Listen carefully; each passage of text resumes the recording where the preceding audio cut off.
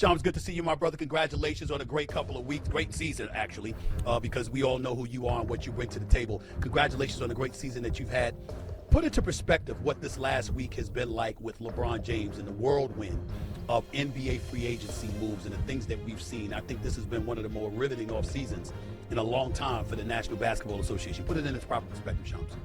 I say what's crazy is last offseason, I said it was going to be the craziest offseason because I was just expecting the Giannis domino to fall. I was expecting the LeBron James domino to fall because you could kind of see the beginning of the end for LeBron last offseason when Rich Paul and them were basically calling out the Lakers championship, belief in how they're trying to approach it. And these guys haven't seen quite eye to eye on that aspect of it for the last couple of years. So I thought that was going to come to a head. Then neither deal happened. Giannis ends up staying put throughout the whole season, even though he wanted to trade. LeBron obviously plays out the year. But now you have Giannis, then you have the LaMelo Ball domino, and then you have the Jaylen Brown trade. You have the LeBron free agency dynamic that happened. You have the Kawhi Leonard trade on top of that. So you think about 5 different dominoes that have fallen in the last just 2 weeks. It's been a hectic draft period. It's been a hectic free agency period.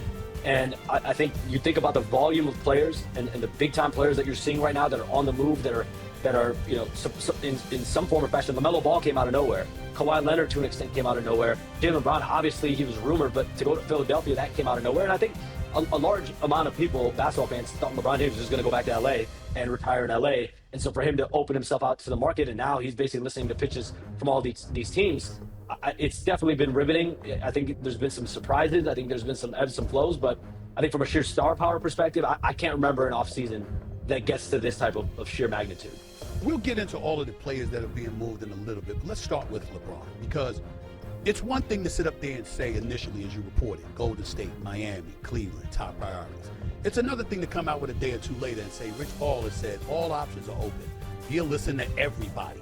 What does that mean to you coming from LeBron James at this stage and point in his career, 41, approaching 42 years of age, his 24th season? By the way, I don't believe this next season is going to be his last. I think LeBron James' aim is to play a quarter century, to play 25 years. That's what I believe. So I don't believe this upcoming season is going to be his last. I think the season after is going to be his last. But put into perspective, what's the purpose of just leaving his name out there on the open market, being as calculating as he is? What does that accomplish?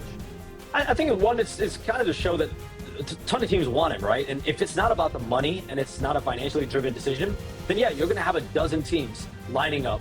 Whether you have a minimum, whether you have an exception, whether you have salary space, you're going to be in the LeBron James business because still at the age of 41 going on 42, he's still a productive starting caliber player. He's still good for, last year he averaged 20 points a game. You would assume he'd be somewhere, depending on how good the team is, somewhere in that 18 to 20 point per game range. I think he's a top 15 player in the world still. Top 15 in the world right now. He's still good and he's so smart. And so I think you put all those factors together, and I think a part of it is just like, yeah, this is the guy that's still wanted, right? So when I look at Rich Paul went on his podcast, gave a list of, I think, 10 teams, and I 100% believe all 10 of those teams have a standing offer for LeBron James. Now, I think you have to whittle that down, though, and I do. When I talk to teams around the league, when I do my research, the teams that continue to come up are Cleveland, Miami, Philadelphia. After they got the Jaylen Brown, Philadelphia was not in the picture, and I think that's why this is somewhat a true free agency for LeBron James, because he didn't go into it with a calculation in mind, a plan in place. Because you leave the Lakers, you don't necessarily know what your value is. There's not like a guaranteed max that he's walking into. There's not a guaranteed $20-30 million salary slot that you're walking into. So you have to be open-minded. So when the Sixers got Jaylen Brown, I did some research and I found out within 24 hours, he's taking their pitch really seriously. And so I look at it when I talk to teams now as kind of a hierarchy of Cleveland, Miami, Philadelphia, and then I think there's some teams on the periphery. Golden State is the team that, going into free agency was thought to be one of the leaders because, his desire to play with Stephen Curry, his desire to play with Draymond Green, they're close. And by the way, breaking news here, I don't know if it is breaking news, LeBron James and Draymond Green are spending some time here together this week. And so LeBron is spending time where exactly? In Akron playing golf or somewhere else? Undisclosed location. I don't know if I can disclose the location. But that just goes to show, last week, he's spending time with friends, with family, including there was video of him out and about in Akron with a group of his friends, longtime guys that he grew up with, including Brandon Weems, who's basically the number 2 executive with the Cleveland Cavaliers. So you think about Brandon Weems spending time with LeBron. I don't know if that's an inside track that the Cavs have there, but I think LeBron's been open-minded, but the Warriors' whole plan going into free agency was, okay, let's see if we can get Stephen Curry, Draymond Green, LeBron James, and Anthony Davis. And I think the big draw for LeBron James with the Warriors would be, let's see if there's an avenue to be a package deal to the Warriors. And so short of that, like, I don't think the Warriors are up on that list. Okay. I think the Warriors believe they're not up on that list unless they're able to go package for an Anthony Davis. Team by team, Cleveland, Donovan Mitchell just agreed. 4 years, $273 million. Passed up an additional $80 million that he would have gotten if he waited another year. Signed a max deal with Cleveland, agreed to that this morning. James Harden opting out. That created some cap space as well, even though obviously they have every intention of re-signing him. How serious? That's basically what Cleveland could do. Is it that saying we're creating this room for LeBron James? They want LeBron James. There's no secret about it. Just like the Heat do, just like the Minnesota Timberwolves would love LeBron James. The Sixers would love LeBron James, but the Cavs, of course, have the pitch, right? You think about it, your starting backcourt's already set. James Harden, Donovan Mitchell's locked in, and I think the biggest situation here for the Cavs, if you're not dealing with the instability of Donovan Mitchell going into the last year of his deal, where you're going to get those questions depending on how the team is playing. And he was eligible for $80 million more next summer, so he takes that off the books. He commits now. And so your backcourt's already set. You have Mobley and Allen in the front court, and LeBron James slides right in as a starting small forward, basically. And so you have that pitch for them, and they're seriously in it. I think they're looked at as among the leaders with a Miami, a Philadelphia as well. And so I think Cleveland's got all the pieces, and Donovan Mitchell has been hands-on ever since he got to Cleveland in 2022 about figuring out how do we make these upgrades to the roster. And this offseason, whether it's LeBron James, whether it's a guy like Jonathan Kuminga, that's another player that's on their list, if they miss out on LeBron James, or possibly even if they get LeBron James. And so how does that shake out? And one thing I have heard is that Donovan Mitchell has made it clear that he would embrace LeBron coming to Cleveland and joining him. And I think that is important. What about Harden? Harden's in the mix. He's no. What he's I mean is, you said Donovan Mitchell would embrace LeBron coming to Cleveland. How would Harden feel about LeBron coming back to Cleveland? He'd be all in as well. And James Harden, he opted out of his deal about $42 million. There's basically a couple frameworks that they're working through, just depending on, right? If they get LeBron, what does it look like? If they don't get LeBron, this is what it looks like. And James Harden is comfortable with any of those frameworks. Now it's just about seeing what business the Cavaliers are able to accomplish. But James Harden, Donovan Mitchell, both fully aware and fully committed and embracing the possibility of a LeBron James coming to Cleveland. I've spoken to several executives who feel Miami would be the better fit for LeBron because your front line is set with Giannis, Bam, Portis, etc. You just acquired Hardaway.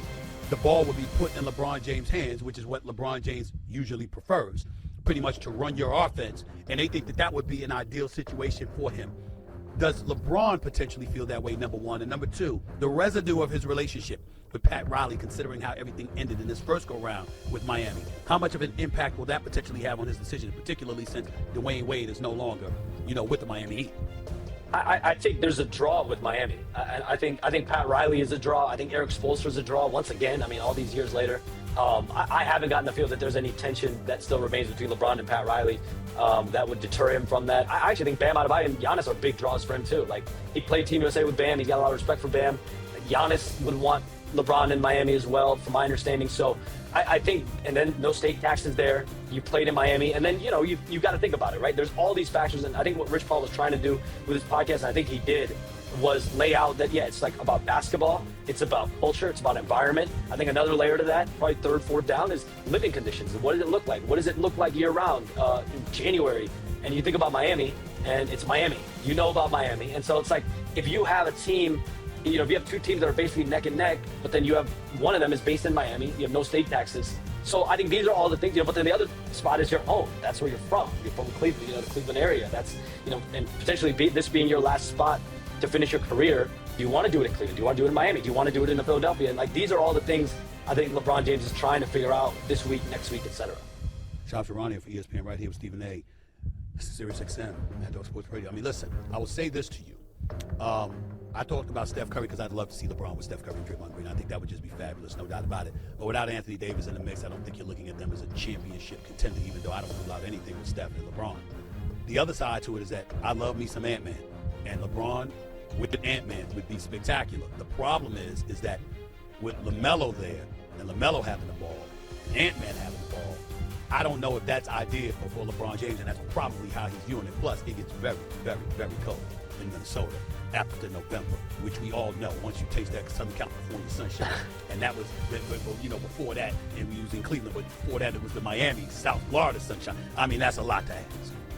I mean, Minnesota, from a living perspective, that's definitely something you got to think about if you're LeBron James. But from a basketball perspective, I think teams around the league really look at Minnesota and Philadelphia. I mean, those are spots, and you slide LeBron James right into the starting four position. You have already your other three starters in, LaMelo, Anthony Edwards. You have Rudy Gobert, Jayden McDaniels. LeBron slides right into the four. In Philadelphia, you already have Tyrese Maxey, B.J. Edgecombe, Jaylen Brown, Joel Embiid. LeBron James slides right in at the four. And so you're not dealing with, Cleveland, he'd kind of be at three, right? Because you've got Mobley and Allen at the 4 and 5. In Miami, he'd kind of be the three, although Giannis basically is point forward at different points. But you already have, from a defensive perspective, Bam and Giannis at the 4 and 5. So, but all these things are interchangeable, right? Like Giannis could technically guard a wing. LeBron could technically guard fours.